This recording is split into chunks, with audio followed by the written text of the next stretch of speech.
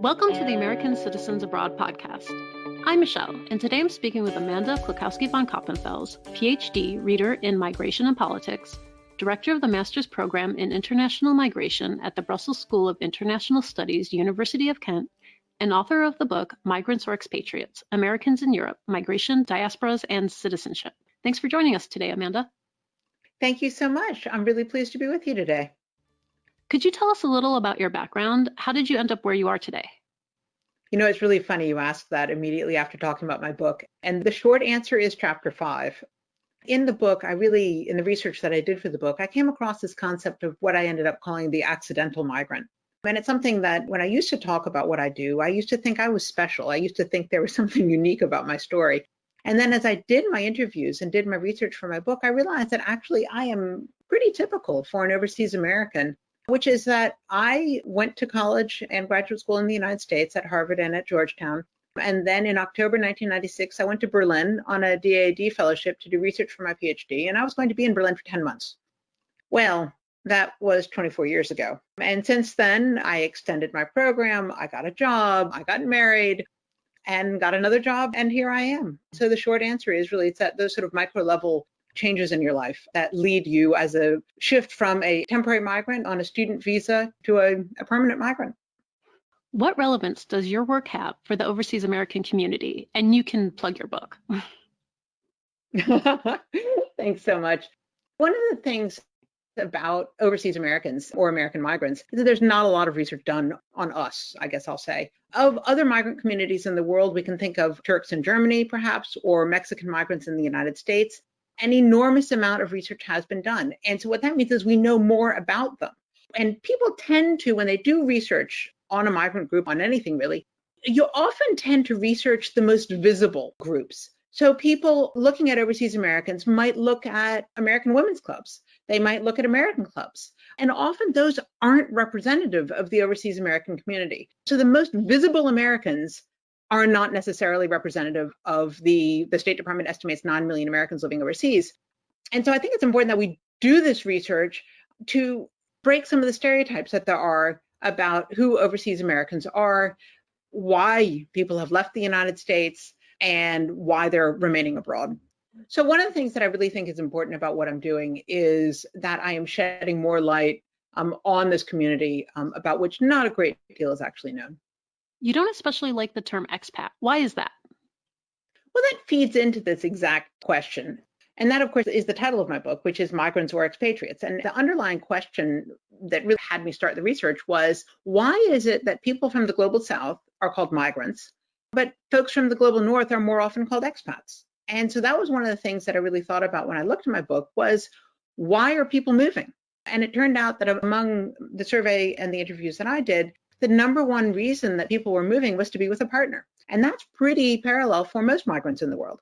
I looked at integration. I looked at the celebration of national traditions. Right around this time of year is when people start looking for fried onions, mushroom soup, cranberries, sweet potatoes, pecans, and trying to find either Caro syrup or make their own sugar syrup for pecan pie. Americans overseas celebrate Thanksgiving. And these are things that Americans have in common with migrant groups across the world. And the other thing that I really found in my book was that Americans, like other migrants, are seen as representatives of a group first and as individuals second. On the term expat is one that I don't particularly care for many reasons. One of them is that it is an expansion of a term. People on expat packages, that's a very specific taxation status for one thing. People who are on an expat package, that's typically they're working for an American corporation that they've been sent overseas for 3 to 5 years. They will have funding for their children to attend the local English language or international school. They will have a specific tax package. And that's something that actually applies to a small minority of the Americans that are overseas. They might represent a majority in one particular area, for instance, that has a lot of American corporations, but that's not the majority of Americans overseas. And so that's something that I think is very important to note. Who's the American living overseas versus the perceived notion of the American overseas? And how do Americans living abroad get where they are? It depends who you're asking about who the American overseas is. If you're looking at Americans or US citizens who are in Mexico, for instance, in Central America, you might more often see what we call lifestyle migration. people who are perhaps on limited incomes and have found that their dollars stretch further in Mexico or in Guatemala than they do in the United States. And so they are people who have moved for a better lifestyle, and their dollars go further and they are able to live a better lifestyle in the sense of a more luxurious lifestyle.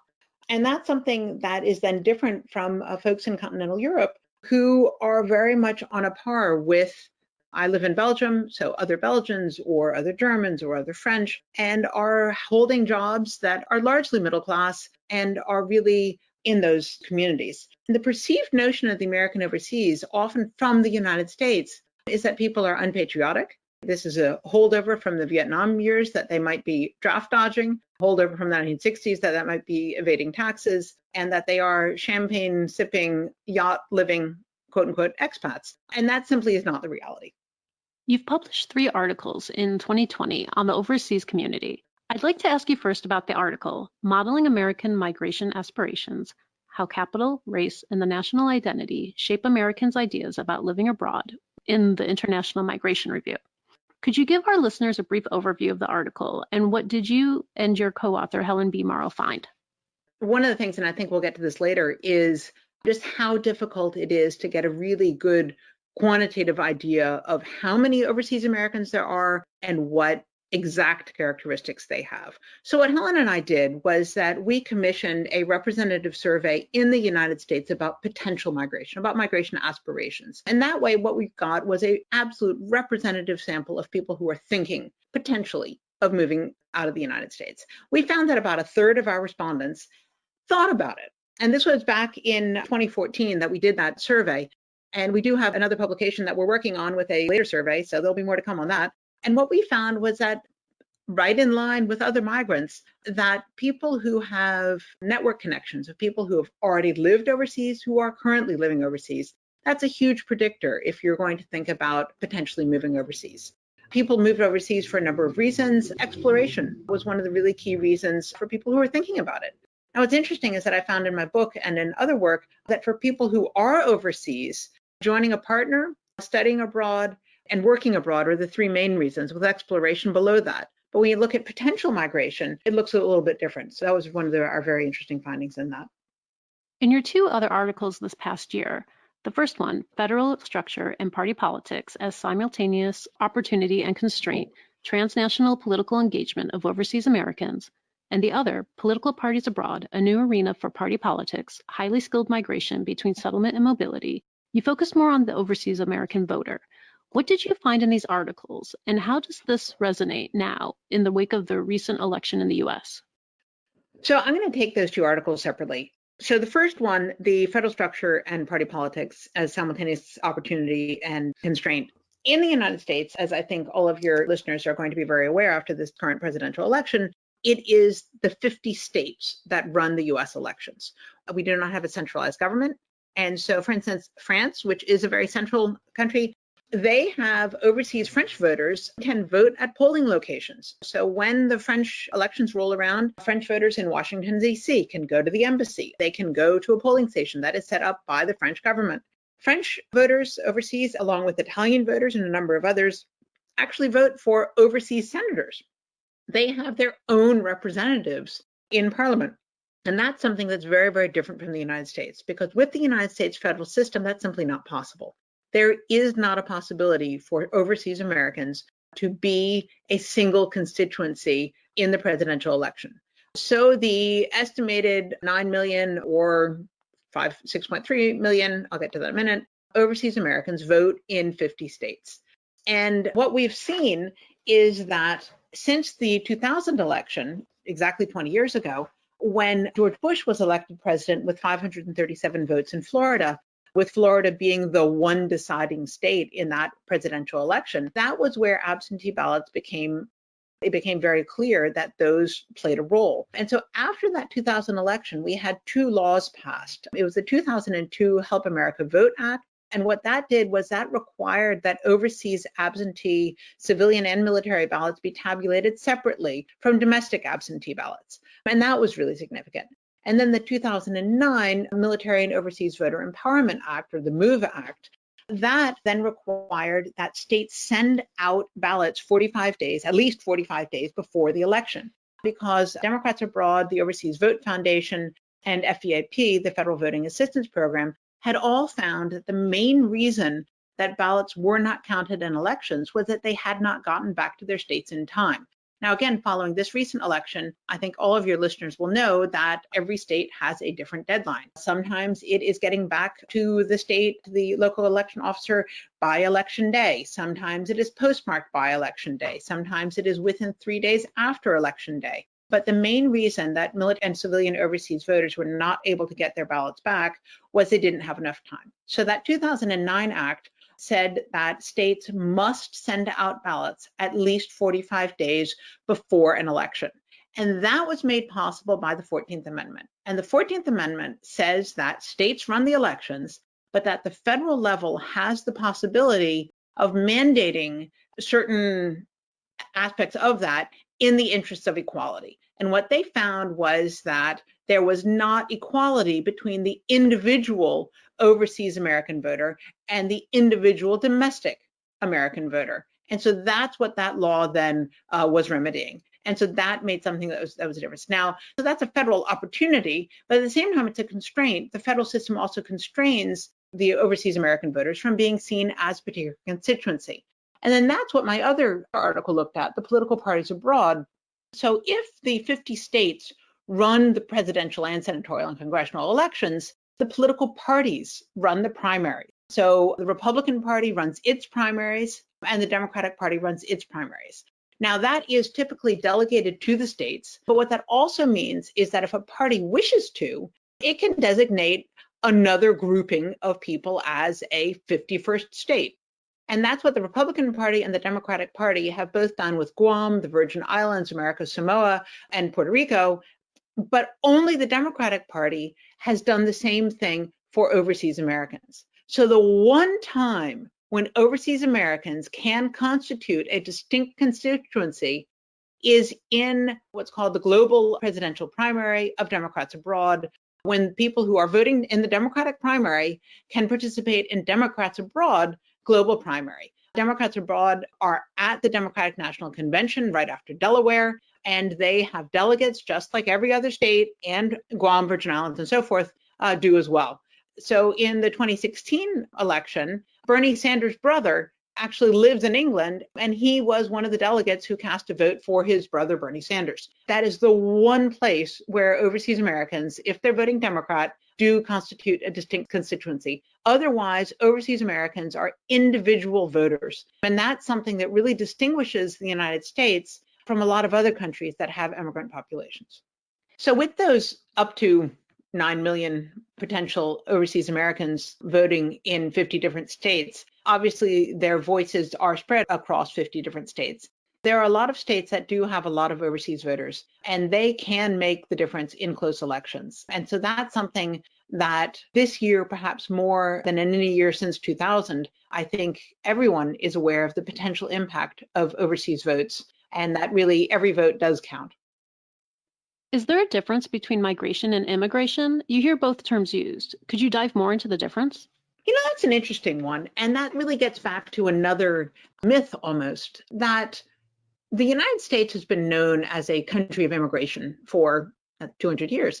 And there was a myth of one-way migration, of one-way immigration, that people left Europe largely at that time, beginning, and moved to the United States, and that this was one-way immigration. So we talked about immigration, that you emigrated from Poland or Germany or Italy, and you immigrated to the United States. And I call this a myth because there has been some work done that shows that went through census records and showed that up to half of the Italian immigrants to New York in the late 19th century actually ended up going back to Italy. And so that's something that this myth of the one-way immigration from Europe to the New World probably was just that, a myth, and that there was even then, even 100, 150, 200 years ago, a lot more back and forth migration than we were aware about. And so when we hear talk about migration, that's really something that increasingly scholars have been talking about to capture temporary migration, circular migration, and onward migration. Sub-Saharan African migrants who leave a country in Sub-Saharan Africa, move or migrate to North Africa and live there for a number of years before continuing on to Europe.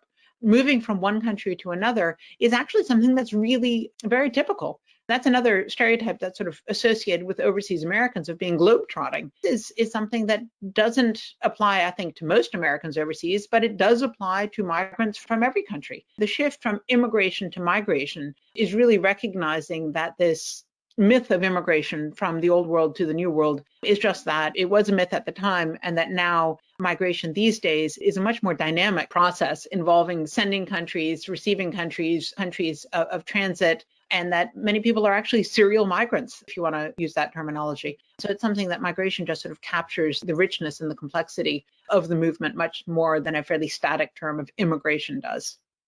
Could you speak to how Americans living abroad meet or don't meet other Americans? That gets back again to why it is that people move. If people are moving within the context of an American company that places them overseas, then they're going to meet other people through their work. They might meet people through an American club, through an American women's club. For a lot of people, they have met a partner. 3/4 of my respondents in my book who were married to locals or to other foreigners, but not to other Americans. And so they're going to be very embedded in local communities and may not actually meet a lot of other Americans. I know when overseas Americans are doing voter outreach, trying to reach other American voters and let them know that they do have a right to vote in an election, they are using creative ways to try and find other Americans. And then that is certainly one of the challenges for researchers as well. As I mentioned earlier, a lot of times researchers do carry out their fieldwork with members of a community who are the most visible, but that is by no means the majority of a population. And so that's something that certainly overseas Americans will meet up through American women's clubs, American clubs, Democrats abroad, Republicans overseas. But that's not capturing most of them by a long shot. How well does Congress know the typical overseas American? Why doesn't the U.S. have a good relationship with their expats compared to other countries? So, how well does Congress know the typical overseas American? Not well at all. I think that Congress's feelings about overseas Americans are largely shaped by the past. So the idea that if we are a country of immigration, why would anybody leave the United States? And that's something that a lot of people have a hard time wrapping their minds around. And that's where this concept that I've called the accidental migrant really comes in. A lot of people did not actually mean to leave the United States permanently. I certainly didn't, and I still wouldn't say I'm permanently gone, but I did leave 26 years ago. It was 24 years ago. And so that's something that I think there is a clash of understandings about why it is that people leave the United States. And people have often left for short term that became longer term, more permanent. And I think that's something that is not part of the imagination. One of my other articles looks at this idea that the overseas American of a overseas community is simply not part of the national imagination of the United States, that the United States remains a very territorially based country and one which is an immigration country at its heart, that people come to the United States. And when we look at other countries which have good, strong relationships with the diasporic communities, it's typically because they think that overseas community can give something back to the country in some way. And there's simply not that recognition in Washington that an overseas American population can give something back to the United States. Now, I, for one, happen to think that's a little short-sighted. I think there is a lot that an overseas American community could support Washington in. I think a lot of that is a lot of overseas Americans view themselves as unofficial ambassadors. They explain American foreign policy. They explain some of the quirks of American domestic politics, and they are representatives of the United States. And that's something that a lot of people I've interviewed, I won't say resentful, but they're certainly aware that their efforts in this part are not strongly appreciated. And that's something that I think we could do with a change toward understanding and appreciating the potential of overseas Americans more strongly than is currently the situation. Many researchers talk about those living abroad as being a diaspora. Is this a correct way to categorize American expats or any expatriate community? The term diaspora is one that, well, it actually, when I lecture on it, I point out that it first comes up in the Bible. It means to disperse widely. Originally, it referred to the Jewish diaspora. And in terms of academic definitions, we talk about a population that is spread across many countries. Typically, there's an idealized vision of the home country coupled with a wish to return home at some point. And that's something that stretches over generations. In about the past 15 years or so, the term diaspora has started being used more instrumentally by countries who are building on the idea that a diaspora is not an immigrant community, but a diaspora is a community that has connections to a home country. From a home country's perspective, if we call this population a diaspora, then they have a connection to us. So maybe they will send remittances or know-how back home. And so we can strengthen that community. We can strengthen that connection. We might extend the vote. There's been a huge extension of the vote over the last 20 years to overseas communities around the world. And in return, we're hoping for that diasporic community to give something back. With the Americans, that's something that I do think this accidental migrant really encapsulates the community more so than diaspora. But at the same time, I've said that there are diasporic elements in it. I realize that's sort of splitting hairs. But there was one particular community that when I did my interviews, it was a while ago now, in 2011, one of the groups that I came across was the love exiles. These were gay and lesbian Americans who had foreign partners. Under the laws at the time, it wasn't until 2015 that same-sex marriage was recognized on the federal level, could they sponsor a same-sex foreign partner for a spousal visa, for a green card? Straight couples have always been able to, or for a very, very long time, been able to sponsor a foreign partner for a green card in the United States. But same-sex couples were only able to do that from 2015. So there's this population abroad call themselves the love exiles because they had to leave the United States in order to be able to found a family, which of course is a fundamental human right. And so they in particular, I would say, did form a diaspora in the sense that they felt that they had fled the United States. But overall, this concept of a diaspora is one that there's a great deal of research on, of diaspora versus transnational community. And that's something that really talks about the linkages and an idealized vision of a home country, but again, has been used more instrumentally by countries in recent years. How possible is it to get a good sense of who makes up the American overseas community? That's something that I think the more research we do, and I am gratified to see that other researchers are also now working on the overseas American community, or communities really. And that's something that the more research we do, the better idea that we will have about who overseas Americans are. How do Americans abroad get counted, and what are the issues with it?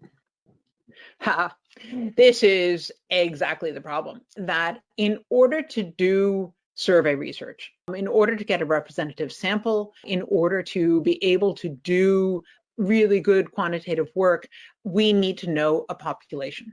So if you have 100 people, you know the characteristics of that 100 people population. You can sample, you can work with 10 or 20 people in order to get a good idea of what all 100 of them look like, what they do, what they think. But when you do not know what that base population is, you simply don't have a way of doing a representative sample. And so that's the thing, is that the US State Department estimates that there are 9 million overseas Americans. The FVAP, the Federal Voting Assistance Program in the Department of Defense, estimates that there are 6.3 million are overseas. FVAP estimates that there are 4.8 million overseas civilians and 1.3 million overseas military. So you have a pretty wide range of estimates of how many overseas Americans there are. The State Department estimates 9 million overseas Americans, and they calculate that on the basis of consular reports of birth abroad, people who register at the embassy, and passports that are issued. Now, each one of those counts is not going to be complete. Passports for adults are good for 10 years. So if you have had a passport issued just before you leave the United States, you can live overseas for 9 years before you have to renew them. The State Department encourages Americans to register with the local embassy, and that's something that people will do more often in times of crisis, such as COVID, but they will also do more often in more dangerous locations. For instance, in Afghanistan, you're going to have a higher rate of local Americans registering with the embassy than you would in Paris, London, or Brussels. And so that's something that we don't have good numbers. In continental Europe, everyone needs to register. But if people are dual citizens, and many overseas Americans are, then they're going to be registered under their European passport and not under their American passport. And so that's something that there are so many levels of undercounting and overcounting possible that you can have a family where individuals each have 1, 2, or 3 passports, depending on the parents, depending on who is naturalized. And so it's very difficult to get an accurate count based on the ways that people are counted, and each one of them falls short. And what about the hidden American overseas, that elusive American overseas community? Do you have any tips on discovering where they are? So there is an elusive overseas American community. I think with social media, that's something that has become a lot easier for overseas Americans to be in touch with each other. You asked me earlier about how people are in touch with each other, and I mentioned a number of different clubs. Increasingly, it's also Facebook groups or Twitter hashtags. And that's something that if somebody is the only American in their rural village in a country anywhere in the world, suddenly they can be in touch with Americans around the world. You will see that in various Facebook groups, Twitter hashtags, Twitter conversations, and so forth, that people mention where they live and they are in touch with each other. And so that's something that I think social media is a good way to get in touch with a lot of people. But again, this idea that the number one reason that my research found that people have moved overseas is to be with a partner, I think that's probably replicated more broadly. And there are a lot of Americans who are thoroughly embedded in local communities and are living their lives. They have jobs, they have families, and they're not engaging with an overseas or domestic American community because their lives are so thoroughly embedded in the communities that they're in. Do you have any suggestions on how the U.S. can reach out to the American overseas community? How can Americans abroad be better represented in Congress? This is the thing, is that the way our Constitution structures political representation, overseas Americans are not going to have a representative in Congress. Shy of a constitutional amendment and the political will to expand representation for overseas Americans, who, as we've talked about, are, I think, largely misunderstood, that's not going to happen. So I know Representative Carolyn Maloney of New York has been working on this. There is an Americans Abroad caucus in the House. There is some talk of, and there has been for some time, but so far it has not gained a great deal of traction, but really trying to get representation through an advisory group. And I think that's something that really would be positive. I do think that overseas Americans have enormous potential as bridge builders. And again, as really building on that unofficial overseas American ambassador. And that's something that I think they are greatly underutilized. I think there's a great deal of potential there. And whether that's something that comes out of Washington or is initiated from overseas, I think there's a great deal of potential there. Can you speak a bit about the State Department's call for Americans to return, quote unquote, home now when COVID hit in early 2020? I understand you carried out a survey asking people why they did or did not return to the US. Yeah, I did. That was something that was brought to my attention by other overseas Americans, was a Facebook and Twitter post from the State Department on the 4th of April, which did indeed, in great capital letters, say, overseas Americans return home now. It really showed the lack of understanding of the diversity of the overseas American community. There certainly were a number of students on study abroad, people who were traveling, people who were in the Peace Corps, people who were in a number of fairly precarious situations who did want to return home. They had been overseas temporarily, and going back to the United States was the safest place they wanted to go. But for a number of overseas Americans, and I would venture to say the majority of Americans outside of the United States, overseas is home. And what was interesting in the survey I carried out, but have not yet written up for a publication, the number one reason people were not going back to the United States was they did not have health care in the United States. They have health care where they live, but they did not have health care in the United States. And in the survey, people responded and said, why would I go back to the United States in the middle of a pandemic without health care? And that's something that really came across very, very clearly, both the State Department's lack of understanding of the diversity of Americans overseas and the fact that the United States does not have a healthcare system that extends to all U.S. citizens. Do you think groups like ACA, Democrats Abroad, and Republicans Overseas are providing the services needed for the expat community, or are there other areas where these organizations can do better while still meeting the goals of their mission? Democrats Abroad and Republicans Overseas both register voters. That is their primary goal, and they do a number of events and fundraising in order to support that goal. And services for the expat or overseas American community, I mean, again, it's interesting. That's something that I think really varies quite widely. What is it that overseas Americans are looking for? Some are, again, I think really just living their lives overseas. Others are concerned about taxation. Others might be doing college applications for their kids to go to college in the United States. Others might be concerned about anti-Americanism where they live. And that's something that I think a lot of people are going to have very, very different approaches. And that's something that we're not really going to be able to get a good handle on until we have a better sense of the really, again, I keep saying this idea of this richness and diversity of an overseas American community. What projects do you have on the horizon? As I mentioned, we've got a survey that we carried out last year on migration potential, 5 years after our previous survey, and we're writing that up. So maybe I'll be back to talk to you about that when we have that analyzed and ready to go. And one of the other things that I am looking at is this idea of a further problematizing this idea of migrants versus expatriates. My book was really an initial look at that, and that's something that I want to further see what distinguishes overseas Americans from other migrants. Why are overseas Americans different or similar? And really playing further with this idea of the Americans as unofficial ambassadors and trying to work on some of that potential and further develop that. Are there any personal experiences you can share as being an American overseas yourself, managing a family and career, raising bilingual and bicultural kids? So I've lived overseas at this point for 24 years. I live in Brussels, and Brussels is an international city, and it's something that speaking 2 or 3 languages is normal here. And so Brussels is really a special place. It's a place that I think in a bicultural household, it's a good place to be at home. And certainly being in a bicultural household, you follow the news in a couple different places, and it can be hard to not be in one place or the other, but at the same time, you also get the benefit of being linked to more than one place. It's certainly not a dull life, that's for sure. Any closing thoughts you'd like to share with our listeners? The United States is an absolutely fascinating country.